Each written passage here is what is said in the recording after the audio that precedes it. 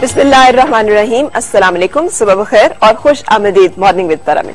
दुआ उम्मीद यही आप जहां कहीं बिल्कुल ठीक ठाक हो, जिंदगी मजे सुकून और खैरियत के साथ गुजर रही हो। कल से हम लोग खबर से बहुत चौंके और ये चौंका देने वाली खबर ही है कि पूरी दुनिया में जबकि T20 वर्ल्ड कप हो रहा है और पूरी दुनिया की नजरें इस इवेंट की तरफ लगी हुई हैं, जहां पर कि बेहतरीन टीम का फैसला किया जाएगा, वहां पर बांग्लादेश का तासुब पे और इंतहा पसंदी पर मबनी एक फैसला, जहां पर उन्होंने डिसीजन दिया कि किसी भी मुल्क के झंडे जो है वो नहीं लहराए जाएंगे, बांग्लादेशी शहरी जो है वो किसी दूसरे मुल्क को सपोर्ट नहीं कर सकता। ये एक ऐसा कानून है जिसने स्पोर्ट्स से और खेलों से दिलचस्पी रखने वाले हर एक शख्स को हैरत में डाल दिया है कि ये एक ऐसे मुल्क में ये फैसला किया गया है जहां पर कि T20 वर्ल्ड कप हो रहा है। और ये याद रहे कि बांग्लादेश के जो हालात हैं वो खासे मखदूश थे। वहां पर हमारे खासतौर पे पाकिस्तान के प्लेयर्स की सिक्योरिटी के खासे सवालात उठाए जा रहे थे। दूसरे ममालिक के जो प्लेयर्स हैं, टीमें हैं, उनकी सिक्योरिटी के मामले में भी लोगों को खासे तशवीश थी। लेकिन इसके बावजूद ICC ने फैसला किया कि वहां पर इतना बड़ा जो टूर्नामेंट है वो हो सकता है या होना चाहिए। जबकि इसके बरक्स पाकिस्तान में इसी तरह की एक सूरत हाल को सामने रखते हुए हमारे मैदानों को उजाड़ने का फैसला कर लिया गया था और पाकिस्तान में कोई भी उसके बाद जो कि श्रीलंका की टीम पर अटैक का एक अफसोसनाक वाकया हुआ था, उसके बाद से कोई इवेंट जो है वो पाकिस्तान में नहीं हो सका। जबकि पाकिस्तान के लोग कितने स्पोर्ट्स लवर हैं और कितने खुद तासुब पसंदी और इंतहा पसंदी के खिलाफ हैं, पूरी दुनिया को उसका अंदाजा जो है वो होना चाहिए। क्योंकि आम पाकिस्तानी और एक आम पाकिस्तानी शहरी का जो रवैया है वो हमेशा खेलों के साथ दिलचस्पी का, दोस्तों के साथ और दूसरे आने वाले जो लोग हैं उनके साथ एक अच्छी सुलूक का और मेहमानदारी का रहा है। अच्छा, ये जो बांग्लादेश का फैसला है, याद रहे कि पिछले दिनों पाक और इंडिया का जो मैच हुआ था उसमें जाहिर है चूंकि उनकी बहुत ज्यादा बांग्लादेश की आवाम जो है उनकी अक्सरियत की ताईद हासिल थी पाकिस्तान को, वो सपोर्ट कर रहे थे, वो नारे लगा रहे थे, उन्होंने झंडे बनाए हुए थे, खुलेआम वो एंजॉय कर रहे थे मैच को और खुल के दाद भी दे रहे थे और पाकिस्तान को सपोर्ट कर रहे थे। पाकिस्तान और ऑस्ट्रेलिया के मैच में भी उनकी जो जिसे कहते हैं ना दिली तौर पर जो उनका एक झुकाव था वो पाकिस्तान की तरफ था। और ये बड़ी काबिल फहम बातें हैं, इसलिए कि हम बहसियत मुसलमान इस चीज पे यकीन रखते हैं कि ऑब्वियसली जब हमारा कोई भी इंसान जिनके यकसा मिलान हो, यकसा रुझानात हो, यकसा ख्यालात हो और कुछ बातों पे उनकी एक दूसरे के साथ हम आहंगी हो, तो जब भी ऐसा कोई मौका होता है तो वो एक दूसरे को सपोर्ट करते हैं। ये सिर्फ मुसलमानों के साथ नहीं है, दुनिया के बाकी ममालिक में और बाकी अक़वाम में भी मामला इसी तरह से तय पाते हैं। लेकिन उसको इस तरह से तनकीद का निशाना बनाना और उस पर इस तरह से पाबंदी लगाना न सिर्फ स्पोर्ट्समैन स्पिरिट के खिलाफ है, बल्कि इसको थोड़े से और नुक्ता नजर से भी देखा जाना चाहिए। आपको अंदाजा होगा कि जब भी पाकिस्तान के बारे में और इंडिया के बारे में कोई भी बहस छिड़ती है, हमारे यहाँ मौजूद एक सेकुलर जो ब्लॉक है वो भी, और उसके अलावा अगर आप अदरवाइज भी कोशिश करें दो कौमी नजरिए की बात करने की, जिसके ऊपर पाकिस्तान की रियासत का वजूद है कि हम दो मुख्तलिफ कौमें हैं जी, हमारा कुछ एक दूसरे से नहीं मिलता, हमारा हर चीज तर्ज रहन सहन, सोच, अंदाज फिक्र, जिंदगी गुजारने के असूल, अकायद, नजरियात, हर चीज, खुराक तक एक दूसरे से फर्क है, हम एक दूसरे से मुख्तलिफ लोग हैं। इसलिए हमें अपनी असूलों के मुताबिक, अपने नजरियात के मुताबिक जिंदगी गुजारने की आजादी होनी चाहिए और उस आजादी के लिए हमने ये आजाद मुल्क पाकिस्तान हासिल किया। जब भी हम ये बात करते हैं ना, तो जो सेकुलर ब्लॉक है या जो प्रो इंडियन लॉबी है वो हमेशा काउंटर करती है, छोड़ें जी आपका तो दो कौमी नजरिया उसी दिन खत्म हो गया था जिस दिन बांग्लादेश जो है वो आजाद हो गया था। सो ये जो पाकिस्तान के झंडे ना लहराने दिए जाने का फैसला है, कहा तो जा रहा है किसी भी दूसरे मुल्क के झंडे नहीं, लेकिन हम सब जानते हैं कि पाकिस्तान का झंडा ना लहराने दिए जाने की जो वजूहात हैं वो सिर्फ खेल के मैदान तक मुहित नहीं है, बल्कि उससे बढ़कर बहुत सारी अक़वाम आलम के दरमियान जो सियासत चल रही है और उसमें जिस तरह से पाकिस्तान को हमेशा कोशिश की जाती है टारगेट किया जाए और जिस तरह से पाकिस्तान को हमेशा कोशिश की जाती है बदनाम किया जाए, रुस्वा किया जाए और पाकिस्तान को किसी भी तरह से ये साबित ना हो कि बहुत सारे लोग जो है वो इसको पसंद भी करते हैं या इसको अप्रिशिएट भी करते हैं या पाकिस्तान को कुछ लोग जो है सराहते भी हैं, इस तरह के हर मामले को कंडेम किया जाए। खासतौर पर दो कौमी नजरिया जो है उसकी मुखालफत में जितनी चीजें जो है और जितने आर्ग्यूमेंट्स जो है इकट्ठे किए जा सकें वो कर पाए। सवालिया निशान ये भी है कि ICC जैसी ऑर्गेनाइजेशन जो है वो जहां पर इस तरह के फैसले करती है, किसी एक मुल्क को तो सपोर्ट किया जाता है उन्हीं हालात और उन्हीं मामलात के बावजूद, और पाकिस्तान जैसे मुल्क को जिसका एक करियर है, जिसका एक बैकग्राउंड है, जिसकी एक हिस्ट्री है क्रिकेट की और जिसने जो हर तरह से इंश्योर कराने के लिए तैयार भी है कि वहां पर जो मामलात हैं वो इतने खराब नहीं है जितने की दुनिया में पोर्ट्रे किया जा रहा है, लेकिन वहां पर पाकिस्तान को नई इजाजत दी जाती। तो ये तमाम चीजें मिलजुल कर हमें भी तो बहसियत पाकिस्तानी सोचना है ना कि जहां जहां हमारे किरदार और हमारे रवैये हैं वो कैसे हैं और उसमें क्या किया जा सकता है। पीसीबी को जहां पर इस पे थोड़ा सा इनिशिएटिव लेना चाहिए और कोशिश करनी चाहिए कि इन बातों को रेज करें उस तरह से जैसे पाकिस्तान के खिलाफ पॉइंट्स रेज किए जाते हैं, तो जो पॉइंट्स पाकिस्तान के खिलाफ हो उनको भी उतनी सख्ती के साथ, उतनी ही ताकत के साथ एनहांस करने की और डिस्कस किए जाने की जरूरत है।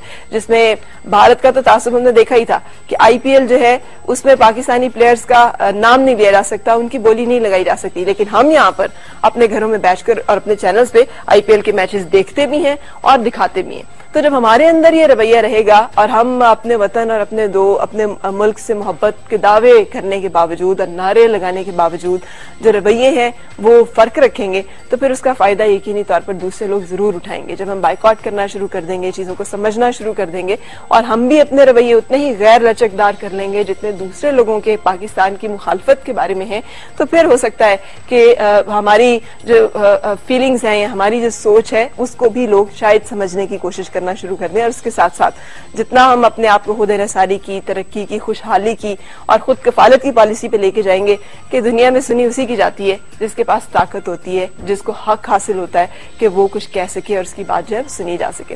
सो अल्लाह करे कि T20 में पाकिस्तान जो है वो अपनी उम्दा परफॉर्मेंस के साथ ये जो एक अटैक किया गया है इस तरह से खेल के ऊपर, पाकिस्तानी टीम के मोराल के ऊपर, पाकिस्तानी क्रिकेट शायकीन के ऊपर, इसको काउंटर कर सके। हमारी दुआएं अपनी क्रिकेट टीम की बेहतरीन परफॉर्मेंस के लिए।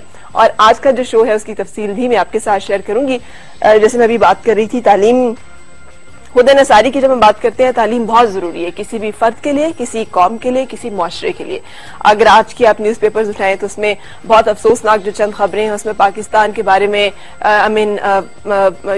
यूनिसेफ में बात की जा रही है, तो बताया जा रहा है कि पाकिस्तान में कितने स्कूल जो हैं एक कमरे पे मुहित हैं, 35% जो बच्चे हैं वो जाते ही नहीं है स्कूल, पढ़ने ही नहीं जाते हैं। सो इन रवैयों को बदलने की भी जरूरत है। और आज जो पहला हमारा सेगमेंट है उसमें हम बात करेंगे कि आला तालीम कैसे हासिल की जा सकती है। हमारे यहाँ पर बाज़ औक़ात मेरिट बहुत ज्यादा होने की वजह से बहुत सारे ऐसे बच्चे जो कि समझते हैं कि उनके अंदर काबिलियत है और वो चाहते हैं कि जिंदगी में अपने पसंद के कुछ प्रोफेशंस में जाएं, वो उन यूनिवर्सिटीज में नहीं जा सकते। तो आजकल तालीम जो है वो पूरी दुनिया में जाकर हासिल की जा सकती है और हम तो इस पे यकीन भी रखते हैं कि जाना चाहिए जहां भी हमें इल्म हासिल करने के मौके मिल रहे हो। मलेशिया एक ऐसा मुल्क है जो मुसलमान है और वहां पर ये जो सस्ती एजुकेशन है उसके बहुत सारे मौके हैं, यानी उन्हीं पैसों में जितने पैसों में हम यहाँ पर तालीम हासिल करते हैं तकरीबन उसी बजट में हम मलेशिया से डिग्री हासिल कर सकते हैं इंजीनियरिंग की। सो इस बारे में कैसे और क्या किया जा सकता है ये आज हम आपको बताएंगे अपने पहले सेगमेंट में, जिसमें डॉक्टर यान बिन हुसैन मलेशिया से खासतौर पर शो में शामिल होने के लिए तशरीफ लाए हैं। डीन है इंटरनेशनल यूनिवर्सिटी ऑफ मलेशिया के। इनसे हमारी गपशप और मुलाकात जो है वो आप शो के पहले हिस्से में देख सकेंगे और इसके बाद में चलूंगी प्रोग्राम के दूसरे हिस्से में। और एक और अच्छी चीज जो मुझे लगी आज की अपनी मेहमान से मिलकर, जिनको हमने बहुत सारी उम्दा परफॉर्मेंसेज, मॉडलिंग और एक अरसे से टेलीविजन स्क्रीन पे देखा है, कुछ फिल्म्स में भी देखा है, कि उन्होंने बताया कि पाकिस्तान में जो फिल्म इंडस्ट्री का रिवाइवल है उसमें आने वाली कुछ फिल्में ऐसी हैं जिसमें टारगेट किया गया उन अहम मौजूआत को, जिसके बारे में अभी मैं बात कर रही थी।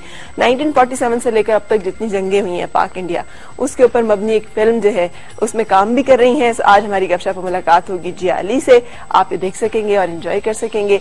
थ्रू आउट शो मैं रिक्वेस्ट करूंगी कि कॉल्स के जरिए से जरूर साथ रहिएगा। एक ब्रेक के लिए रुकने के बाद प्रोग्राम के पहले हिस्से में अपने पहले मेहमान के साथ आपसे मुलाकात।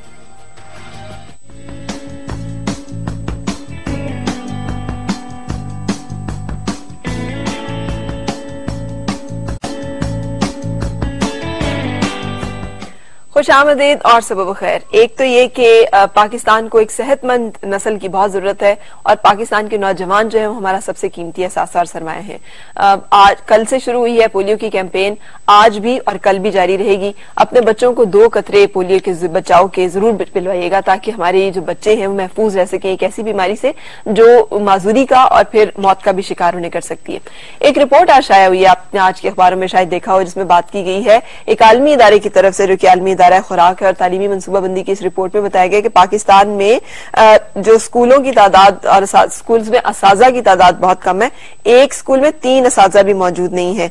8% स्कूलों की इमारतें ही नहीं है। 35% स्कूल ऐसे हैं जिनमें इमारत तो मौजूद है, 4 दीवारी नहीं है। 37% स्कूल्स में टॉयलेट नहीं है। 35% जो हमारे स्कूल है उसमें बिजली नहीं है और इसी वजह से वालिदैन जो है वो अपने बच्चों को स्कूल नहीं भेजते हैं। कितनी अलार्मिंग बात है एक ऐसी मुल्क के लिए, एक ऐसी कौम के लिए जिनके प्रॉफिट सल्लल्लाहु अलैहि वसल्लम ने उन्हें बताया हो कि इल्म हासिल करना हर मर्द और औरत पर फर्ज है, जरूरी है। और वहां पर अगर हम इतने बेहिस हों और सदके अगर हमने देने हों तो हम बहुत सारे और मामलात करें, दरगाहों पे जाएं, खानकाहों पे जाएं, बकरे काटे। जरूरी है कि इन मामलात को भी शामिल किया जाए, लेकिन ये भी तरीके हैं सदका देने के और कंट्रीब्यूट करने के अपने मुल्क की इकॉनमी में और तरक्की में। जितने हमारे यहाँ पर बड़े स्कूल है, वो गंगाराम हॉस्पिटल हो या कुछ, वो हमें ऐसे लोगों के नाम से मिलते हैं जो मुसलमान नहीं है। सो अल्लाह करे हम भी फलाही और मुल्की जो मामलात हैं उसमें दिलचस्पी लेते हुए टेकअप कर सकें अपने इलाके में मौजूद इस तरह के स्कूल्स को। स्कूल्स की बात हो रही है, एजुकेशन की बात हो रही है और मैं भी आज जो सेगमेंट आपके सामने प्रेजेंट करने जा रही हूँ उसमें इसी से रिलेटेड बात है। अगर आप चाहते हैं कि आप या आपके बच्चे बाहर जाकर आला तालीम हासिल करें तो बहुत सारे जो आला तालीम के मौके हम समझते हैं यूरोपियन ममालिक में है जहां पर बहुत महंगी है तालीम और उन्होंने इसे बिजनेस बना लिया हुआ है। सो कैसे अगर आपके अंदर टैलेंट है तो आप जाकर मलेशिया में तकरीबन उन्हीं पैसों में जिसमें पाकिस्तान में आप इंजीनियरिंग की या बिजनेस एडमिनिस्ट्रेशन की डिग्री हासिल करेंगे, डिग्री हासिल कर सकते हैं। ये मकसद है हमारे आज के सेगमेंट का, जिसमें मेरे साथ हैं हक एजुकेशनल सिस्टम के सीईओ रिजवानुल हक साहब। अस्सलाम वालेकुम, कैसे हैं? Thank you very much and good morning. आपने ज्वाइन किया। Good morning to you also. और प्रोफेसर डॉक्टर येन हुसैन जो कि तशरीफ लाए हैं मलेशिया से, डीन है school of engineering, school of science and engineering के, मणिपाल यूनिवर्सिटी से ताल्लुक आपका। अस्सलाम वालेकुम।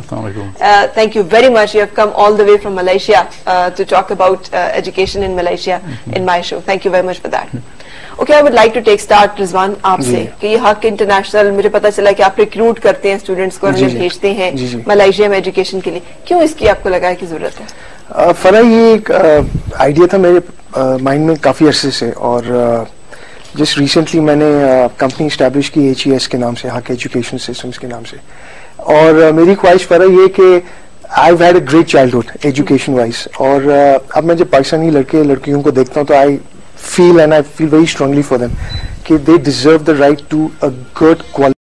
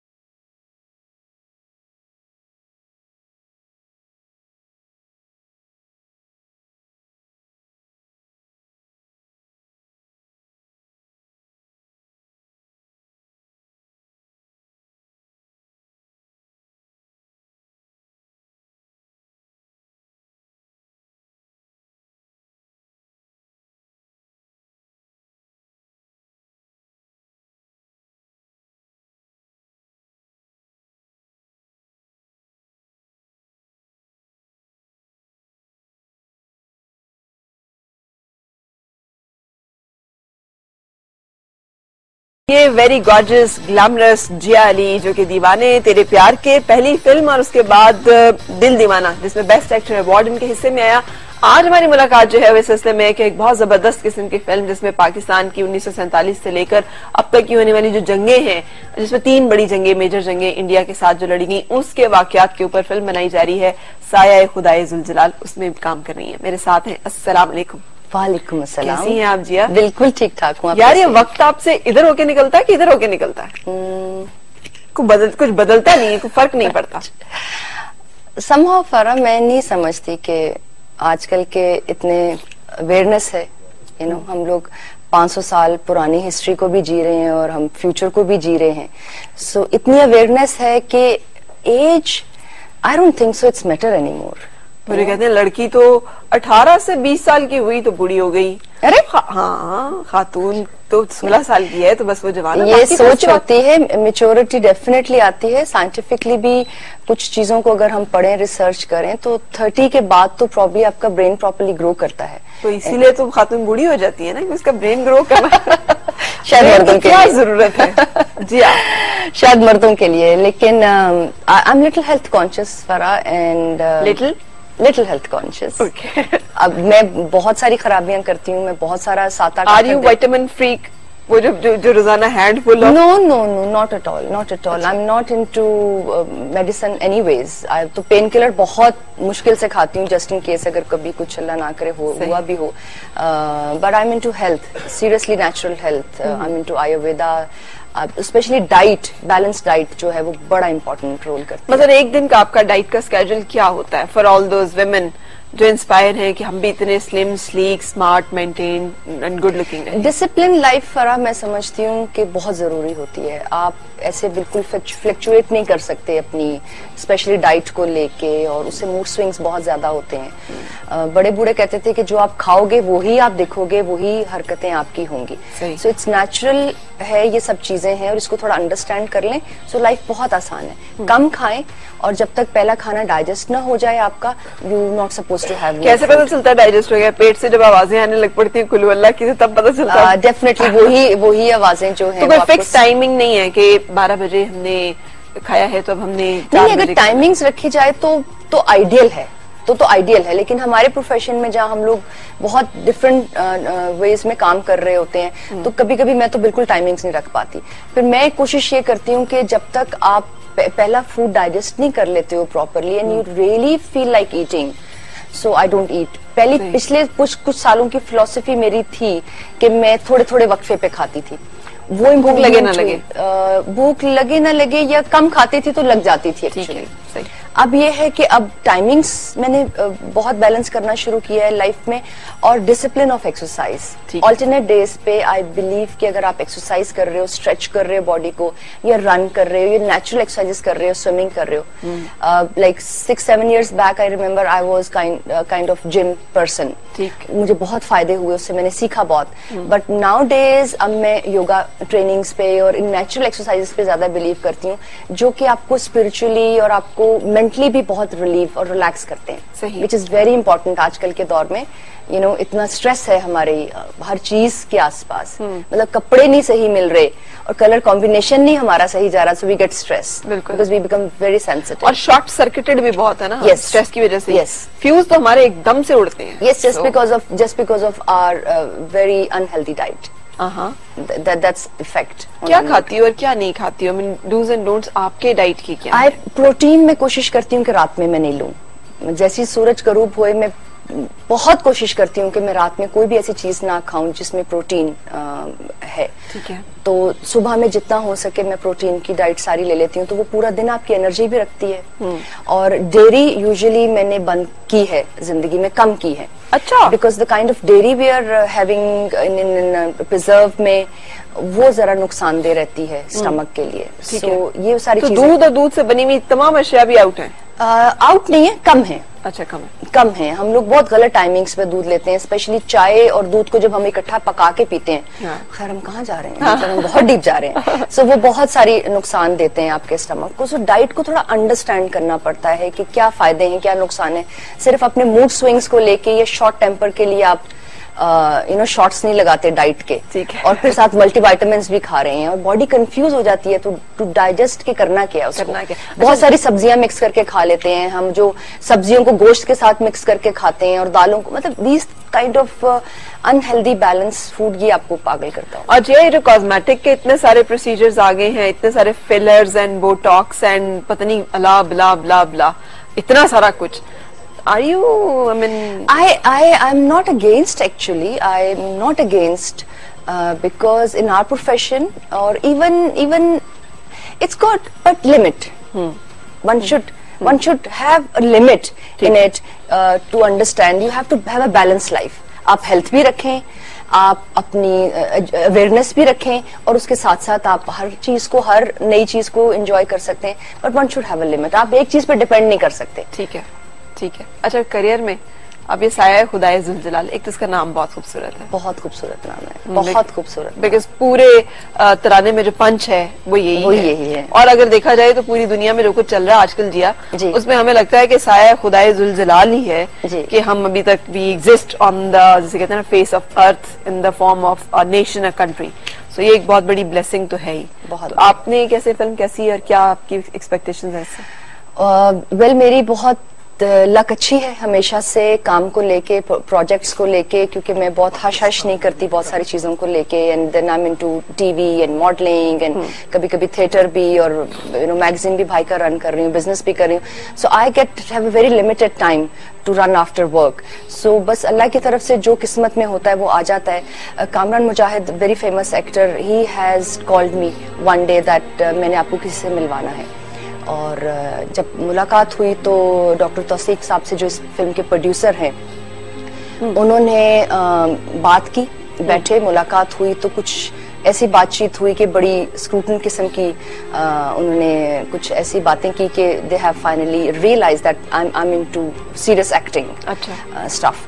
देन उनके साथ एक अच्छी मीटिंग रही, तो उन्होंने फाइनली कुछ रोल ऐसा फिल्म में डेवलप किया गया जो अकॉर्डिंग टू माय पर्सनालिटी उनकी फिल्म को सूट कर रहा था। सही। मतलब कैसी लड़की है? अब फरा इतनी सारी फिल्में तो नहीं कहूंगी, लेकिन बहुत सारे डिफरेंट रोल करने के बाद फाइनली आई हैव रियलाइज्ड कि अब पाकिस्तान की फिल्म इंडस्ट्री का वो वक्त आ गया है कि हमें एज एन एक्टर थोड़ा अपने आप को ओपन करना है रोल्स को लेके। हम लड़कियों को सिर्फ डांस, गाने, या वो रोने धोने वाली फिल्में, या वो एक मासूम लड़कियों, because I have just done with Reema very very negative role with Mohammad Rana and people loved it and thank you so much my fans always there. जो रोल मेरे लिए ये dream come true role. Pakistani spy है या ये कोई और एजेंट? ये तो मैं भी राज आप रहेगा, रहना चाहिए थोड़ा सा, बिकॉज फिल्म देखेंगे आप इंशाल्लाह बहुत जल्दी रिलीज होगी प्रॉब्ली। बहुत बेहतर, बहुत प्रॉपरली प्लान्ड काम हो रहा है। उमैर फजली इसके डायरेक्टर हैं और बहुत प्रोफेशनल टीम को लेके काम हो रहा है। और जैसे आप प्रोमोस देख रहे हैं कि पाकिस्तान के बहुत बड़े इवेंट्स, जंगों के साथ साथ डिफरेंट बड़े इवेंट्स जो पाकिस्तान में पास्ट से प्रेजेंट और फ्यूचर तो खैर नहीं कह सकते, प्रेजेंट तक को लेके। बिल्कुल। अच्छा, ये बड़ी अनफॉर्चुनेट बात है कि हमारे यहाँ ये चीजें उस तरह डॉक्यूमेंट या उस तरह से नहीं प्रेजेंट की गई, जिसमें पाकिस्तानी पर्सपेक्टिव या पाकिस्तान पे या पाकिस्तानी लोगों पे जो गुजरी वो सामने आए ना। इंडिपेंडेंस को ही देख लें, जिया मतलब मेरी फैमिली माइग्रेट की थी। I also migrated. You also migrated. Yes. Beas cross किया था। खानदान में आज तक कहानियां हैं जो हम सुनते हैं, और मतलब जिसे कहते हैं ना लर्जा तारी हो जाता है जब वो दास्तानें सुनते हैं कि जिस तरह से औरतें जैसे रह गई पीछे, जिन माओं ने अपनी बेटियों को वहां पे छोड़ा, जितनी औरतें वहां पे जिस तरह काट दिया गया, जैसे ब्यास लाल हुआ, जिस तरह से खानदानों पे दरबदरी का आलम गुजरा, ये कोई फर्जी दास्तानें किससे नहीं है जिन खानदानों ने लिव किया। दे नो कि it exist, it happened. Yes, exactly. और साया खुदाए जुलजलाल में कुछ इस तरह के टॉपिक्स को भी टच किया गया है जो कुछ आज पाकिस्तान में हो रहा है, उस पर बहुत ज्यादा जो है वो डॉक्यूमेंटेड किया गया है चीजों को।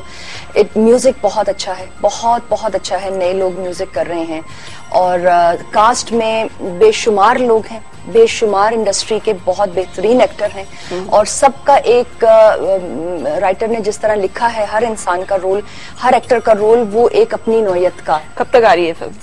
मैं भी अनाउंस तो नहीं करूंगी बिकॉज वो फिर एक एक्सपेक्टेशंस लग जाते हैं, लेकिन बहुत जल्द, बहुत जल्द, बहुत जल्द। चलिए हम इस बहुत जल्द के साथ ही बहुत सारी फिल्मों का इंतजार करना पड़ता है आवाम को। मुझे नहीं लग रहा जिस तरह ये फिल्म प्लान की जा रही है, और पेपर वर्क इसका एक्चुअली बहुत सालों से शुरू हो चुका था, 2-3 साल से, लेकिन ऑन सेट अभी है, ऑलरेडी शूटिंग चल रही है।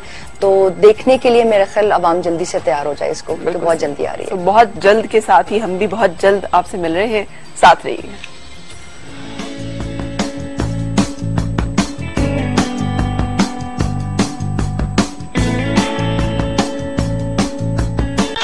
तो बहुत सारी खूबसूरत परफॉर्मेंसेस के साथ हमें हमेशा हमारा दिल जीतने वाली जिया अली आज हमारी मेहमान और उनसे गपशप और मुलाकात। जिया, खाना कौन सा अच्छा लगता है? दोबारा से बैक टू स्क्वायर वन। मुफ्त का या अपने जेब पैसों का? अभी मैं रात को यही कह रही थी। अच्छा नहीं, वो मैं बहुत शाखर्च हूँ, अच्छा? इसलिए आज तक probably I love to be a struggling person.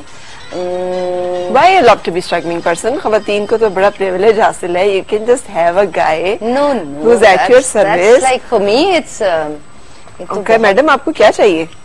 हाँ, अच्छा तो लगता है डेफिनेटली, बट वो हर एक के साथ वो फीलिंग्स तो नहीं आप डेवलप कर सकते ना. It's some special person you feel like asking और टेलिंग और who can do for you. But so you have not met that special person yet?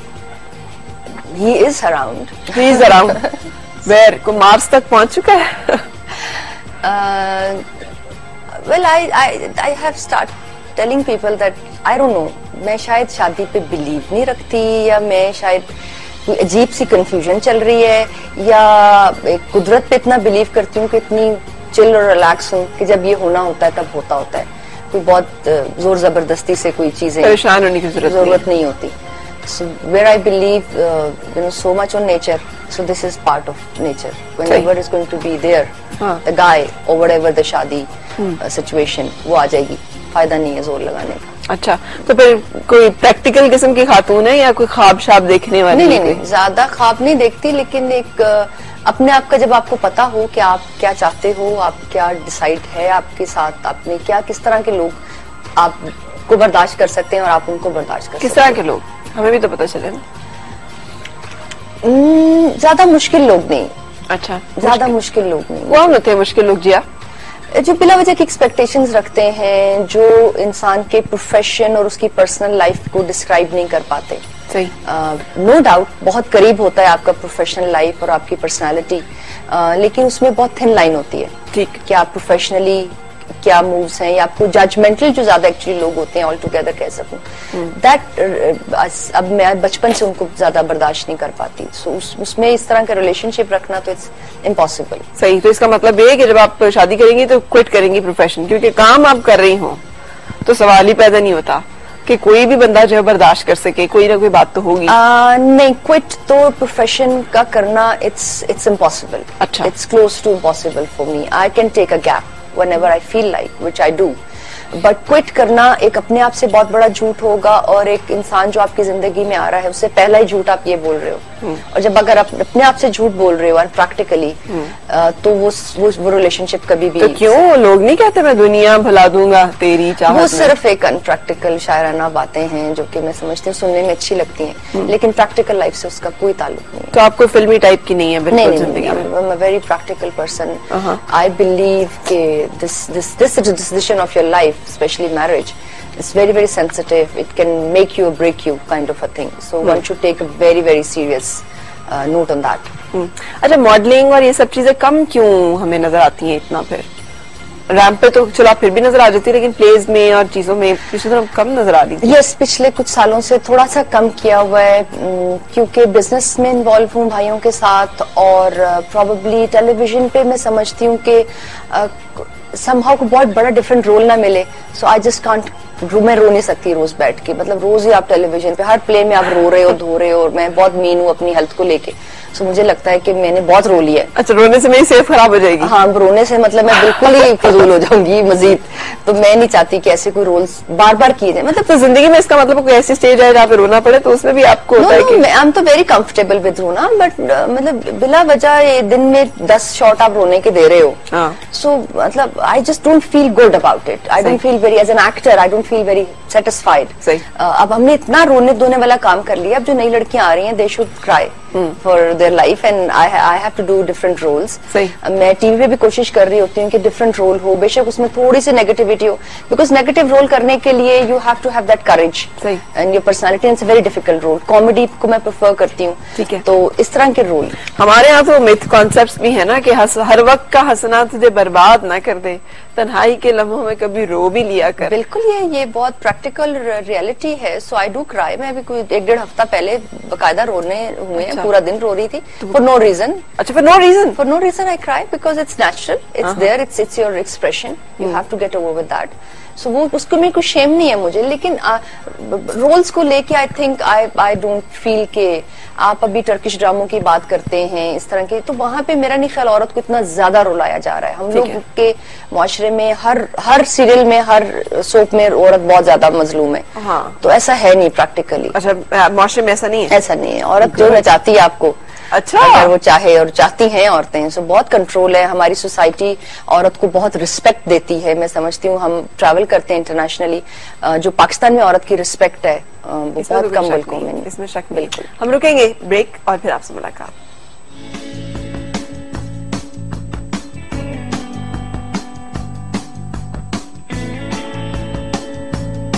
Polio के चंद कतरे पिलाकर इस मोहलिक बीमारी से महफूज कर सकते हैं, सो प्लीज डू दैट। अपना रखिएगा ख्याल। चाहूंगी इजाजत इसी दुआ के साथ, आपकी हर सुबह खुशगवार हो और हर खुशगवार सुबह का अंजाम बखैर हो। मुलाकात इंशाल्लाह कल फिर आपसे। उस वक्त तक रखिए ख्याल और दीजिए इजाजत। अल्लाह हाफिज।